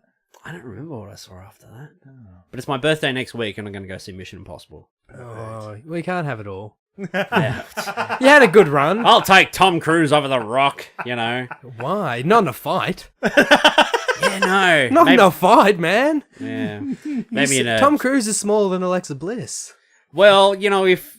She's The 5 Rock, foot. if The Rock was stuck in a Scientology center, I would not bet on him. Yeah. They'd swarm him and hook him up to a Dianetics machine and stuff. And I don't imagine if The Rock turned around tomorrow and he said he was becoming a Scientologist. Things would change. A lot of things would change. Would you imagine if he ran for president and he won, and then he announced the next day that he was a Scientologist? He still would be better than Trump. He could do anything. He could literally whip out the people's strudel, and he'd get applauded. He'd be like, "Wow, that's like Hulk Hogan's, not Terry Bollea." That's an early 2000s reference, the people's strudel. I remember that. I remember that episode of SmackDown. Lillian. Wrestling. The Rock's done so many good movies lately. I fucking absolutely dead set love Moana. It's probably one of the best Disney movies they've made in a long time. It's so fucking good. It's getting a high rotation in our household with a 3-year-old girl. She's loving it, and I don't mind it either. It's pretty good. It's funny when I talk to Pat about Moana. He's like, I love Moana, but every time the Maui comes on, all I just see is The Rock. I can't separate the two because his voice is so distinct. He's like, I just see The Rock. I can't get lost in the movie because I just see The Rock. As I was saying earlier about The Rock being smart, you've noticed a lot of the movies he's now choosing are franchise movies. Like Smart. he's he chose the Fast and the Furious franchise. Which he rejuvenated. Yeah. Honestly, Fast 5, that is probably the best Fast and Furious film. That's a fucking great film. I really like that movie. And then obviously he's got stuff with Disney now, so he's cranking out a lot of Disney films. And I'm not sure if it's correct, but he's going to be Black Adam in Shazam. Really? It's been a rumor for a while, but I'm not sure how long it's been. The rumor was originally, I think, that he was going to play Black Adam. This was before even a Shazam thing was talked about. So he was going to play Black Adam in some capacity. Then Shazam was announced, and they're like, is The Rock going to be in Shazam? No, The Rock's not going to be in Shazam. The Rock's going to have his own Black Adam film. So that's kind of still on the cards. He still mentions here and there that he is going to play Black Adam, and it is going to happen. But he's just started filming Jungle Cruise for Disney, and they put up a video on there the other day. The Rock's Instagram is so fucking motivational. Yeah, you just watch it, and I'm like, fuck that guy. I'm just going to be lazy and protest. What else has he done lately? That Jumanji movie. Jumanji. I wasn't sold because Russell went to Jumanji and I asked him about it, and he said it was really fucking funny. And I was like, Russell, and internally I thought of this, Russell, I love you to death. Yes. But just let me say this. Here we go. Internally I thought, Russell's and my movie taste are very different, so he probably enjoyed that movie probably more than I would. Yeah. And then I watched it, and Catherine and I, we got a third of the way into it, and we looked at each other. It was a quiet scene, a wide shot of them walking through the jungle, and we looked at each other and went, this movie is actually really fucking good. It was such a good movie. I still haven't seen it, so I'm keen. Yeah, fucking Jumanji, Welcome to the Jungle. Watch it, man. And It's really fucking Rampage good. is what I want to see. Did you ever play the old video game Rampage? No, not really, but I heard the movie was kind of mediocre. Well, the game was basically you either a big ape, a big crocodile, or just like a big bat thing, and you just destroyed cities. And if that movie's anything like that, that's all the game was. And the Rock plays just like a giant dude that smashes stuff, probably. Yeah. He plays... Or shoots stuff with a grenade launcher, I think. I think he's on the DVD cover with a grenade launcher or something like that, maybe. He's friends with the gorilla, that's all I need to know. Yeah. Rock being nice to animals, go, oh my god, he's amazing. My man ovaries. My broveries. I was gonna go with broveries. My Wow. broveries. Yeah, I was gonna that's go a with new thing. I'm moveries. using it. What's that? I was gonna go with moveries. Moveries. What do you reckon? Moveries or broveries? Rockveries? My rockberries. Rockveries. You're Knight of the Roxbury. Yeah, what is that? What is love? Did anyone see Skyscraper? Because No. Skyscraper didn't perform very well. I think it's because... I want to go see that. It's doing well in China. Yeah, it's doing well in China. Really? Yeah, The Rock does well in China, though. The Rock does big in China. Yeah. 12 inches at least. Yes. Hulk Hogan, big. He's one of the few actors, like, they can get his films into China, hence why he does so well, surely. Yeah, Because they're very particular of what movies they let into the country. And anything with The Rock immediately gets in. yeah. What is it with the Rock that the Chinese are like, hell yeah? He's a god. He's double their size and 3 times their width. They prayed to him once. He's actually an old wives' tale that people used to tell their kids. There's a photo. He was doing the Skyscraper press tour in China. And you know what The Rock's like. Wherever he goes, he'll search out some underground gym. Yeah. And there's this shot. He must have like a personal photographer that just follows him around everywhere. And there's this shot of him. He's left the gym. He's in his Rock Under Armour fucking gear that he's been working on for fucking 3 years or whatever. And he's walking down the street. He's soaked in sweat. He's got his gym bag over his shoulder. He's got his Beats headphones on.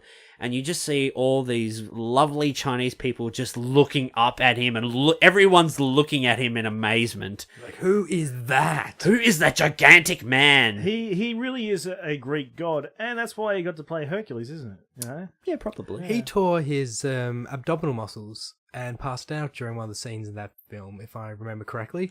I went to the cinema and saw that. Yeah. There's a scene where he's like chained by both arms, and he's gonna like get all his strength. And He's like, I am Hercules! Yep. And he rips his ab muscles, like, but Because he actually said to the production guys or the props guys, he's like, they were going to give him fake chains. He went, "Nah, this is shit because I'm the Rock. I'll just break through those motherfuckers." He's like, "Give me real chains." Really? And he, like, in those scenes is like a real chain. And I think he did it like 4 or 5 or 6 times. And yeah, by the end of it, he just rip Velcro. The thing I did like about that movie was that they really played down the aspect of actual, like, gods and stuff like that, and really played with the idea. See, I didn't like that. I liked it. As someone who's a big fan of, like, Greek mythology, and they're messing around with it and saying that these myths are created by men. Pretty much con artists. Yeah, Don't call it Yeah. Hercules then. Don't call it Hercules then. Change it to something else. It's like, yeah. Well, actually, in the Greek terminology, it's Heracles. Ah. Yeah, so it's not Hercules. Fuck you, It's a Russell. bastardized... Fuck you and your intelligence. I was just, like, reading stuff. Just because you had the fucking National Geographic All-Star. Oh, I used to read a lot of National Geographic. Do you Not notice, just in the though, articles. The Rock, I think he spoke about Hercules very recently on Instagram or Facebook or something like that.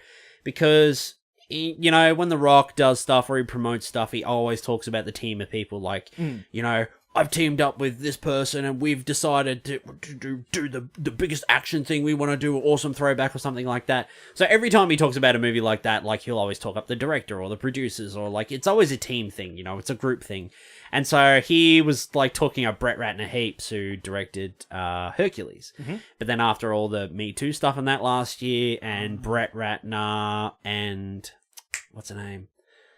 She played Kitty Pryde in X-Men: The Last Stand. What's her name? Elizabeth. She was in Beyond Two Souls. What's her fucking name? Elizabeth Page? What's her name? Ellen Page. Ellen No. Page. Yeah.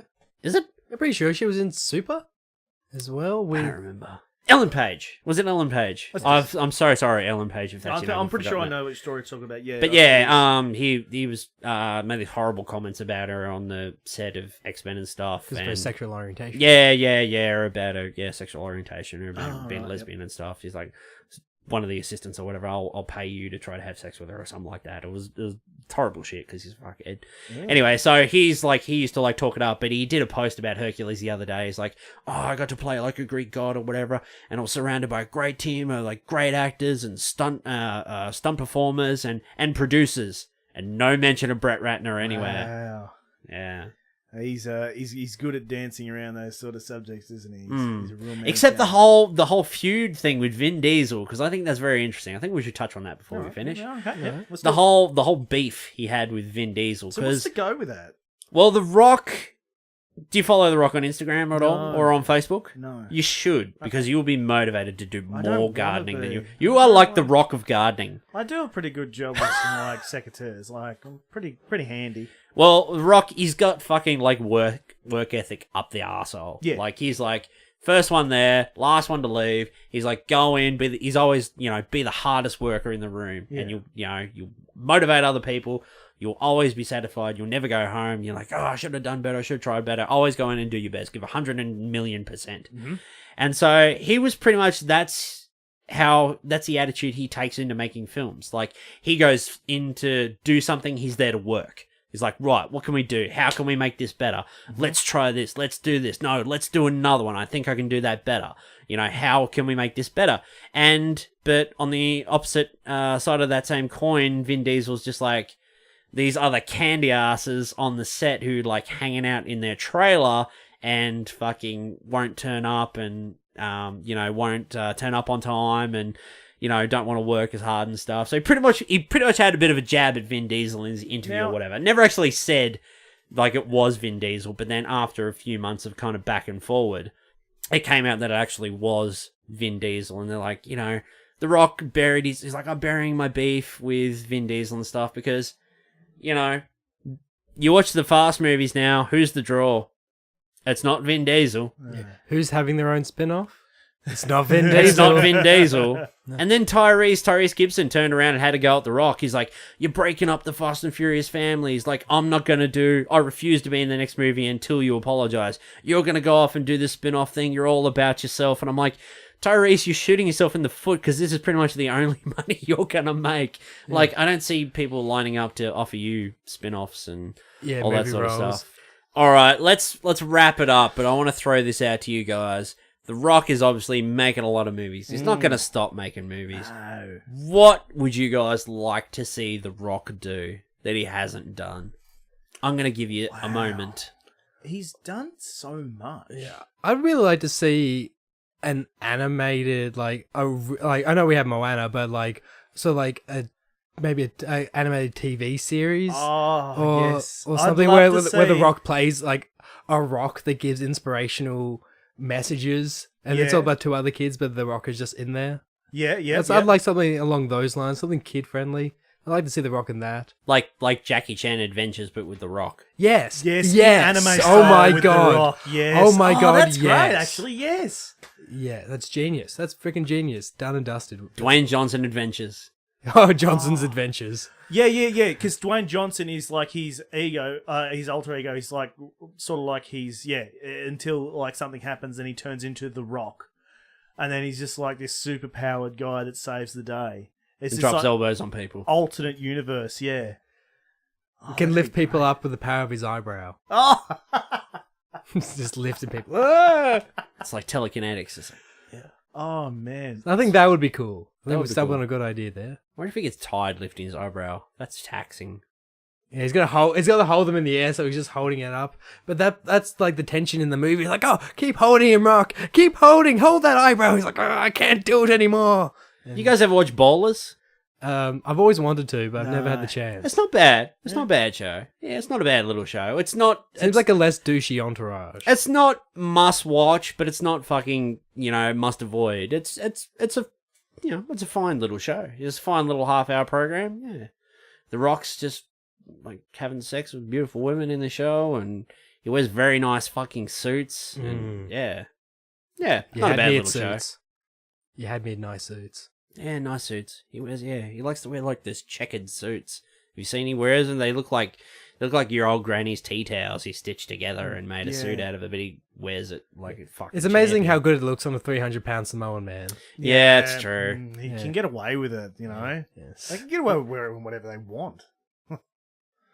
Well, I think we've talked about enough wrestling today and Yeah, other things, I faking can't think orgasms and... Well, I can't think of anything I'd like The Rock to be in that he hasn't already been in. Like, the guy has done everything. And we're getting another Jumanji, so that's good. Are we getting another Jumanji album? Yeah, we're getting another Jumanji next year, the end of next year. And it's going to have The Rock in it as well? Yeah, like all the cast, all the same cast now. Jack Black, Back in again. Kevin Hart and everyone, they're all coming back. Sick. I'm going to throw it out there just because I've been staring at it now. I want The Rock in Fight Club. Just look at that poster, because just imagine just like The Rock as the Brad Pitt character. The Rock as Tyler Durden, he's walking around like red leather jackets, making soap.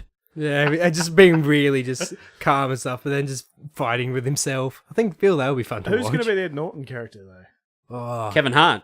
Yeah. Of course, always Kevin Hart. And you know what? I'd watch it because that's awesome. Fight Club remake with Kevin Hart and The Rock. Russell Redmond, if people want to find you on the internet, where can they go? Yeah, just go to Launceston Memes, a lot of Launceston content. Also, I've got another page called Cats I Meet Whilst Gardening, which is all the cats that I meet whilst gardening, and I just do a nice little review about them, and they're really All these cute. cats always get 10 out of 10, Oh, though. man, these cats are great. Every single one of them is awesome. That one you put up the other day, and I commented like 10 out of 10. This is the best cat I've seen on this page. That was what cat was that? That was Flossie. Flossie is a really fluffy calico cat, and she's gorgeous. Purrs so loud, like I could hear her through my earmuffs. That's how loud her purr was. Wow. Yeah. Isn't it true that like cats, when they purr, it's like it's their heart Oh, it's pumping or something like that, and No, that's the it's- vibration in their throat? Or no, it's something like that? it's just up in their trachea. It's just it's just their You are so learned. yeah. I love cats, man. They're awesome. They're my favourite thing ever. Russell loves pussy. Jake Baylis, if people want to find you online, where can they go? You can find me on my Instagram at the Baylis. You can also find me on Facebook at Jake Baylis Comedian. And if you want to add me on the PlayStation Network, it's Baked Jake 89394. So play me on some Warband, some NBA, some UFC, some WWE. I saw you playing Heavy Rain the other week. Yeah, I got into that, and God, it's such a fun game. That Until Dawn. I want to Until play. Dawn's fun. I want Yeah. to play Detroit Become Human. That's the next one. Like those style of games are so Yeah, I much was talking fun. to Paddy about that. He's got it. He's going to lend it to me. Yeah. Ooh, and that might be for the next podcast, but some game reviews. Oh, Jake, just spell your last name so people don't get it wrong. Baylis. Baylis. And if you want to find the Bearded Geeks online, you go to Facebook, facebook.com/BeardedGeeksPod. If you want to find us on Twitter, we are at... What are we? We're at Bearded Geeks Pod on Twitter. And on Instagram, we're at the Bearded Geeks. Where else are we? If you want to listen to the show, you can listen to us on SoundCloud and iTunes and YouTube. And if you want to buy a fucking t-shirt, you can go to tpublic.com and search for the Bearded Geeks.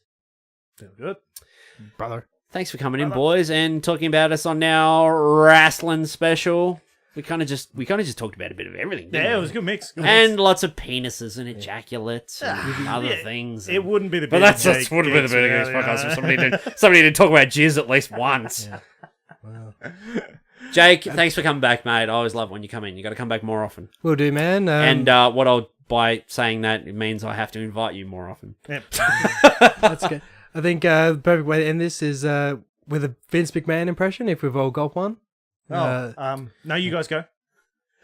Jake Baylis, give us your best Vince McMahon. Ladies and gentlemen, you're fired. That was pretty good. Now give me a grapefruits or genetic jackhammer.